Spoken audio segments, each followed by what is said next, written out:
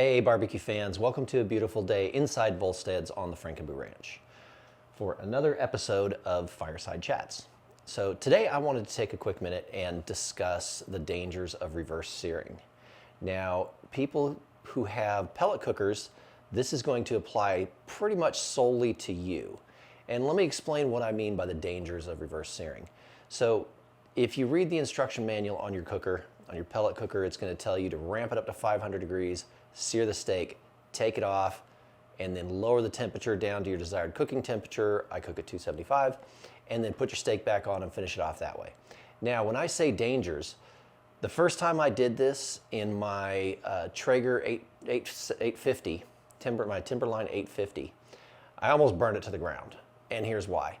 I ramped it up and I'd cleaned it, but what I didn't realize is that the grease trap on that style cooker is captured internally. So there was grease in there that was sitting in there, and it caught on fire and almost damaged the cooker severely. I literally almost had to get the fire extinguisher out to put this thing out because it was going to burn it to the ground.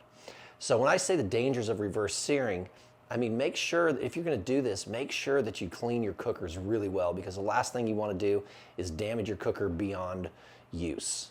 Now, I don't do reverse searing anymore. If I want a good seared or reverse seared steak, I'm going to fire up the charcoal cooker, and I'm going to put a cast iron pan on the charcoal cooker, and I'm going to sear it on both sides for 2 minutes and then finish it to desired temperature on the pellet cooker. That's what I suggest. Either way you do it, just make sure you're careful and you have your cooker clean, because the last thing you want is a great big fire. So you have it, guys. A couple little pearls of wisdom from an old-time cooker here. Until next time, keep on smoking it.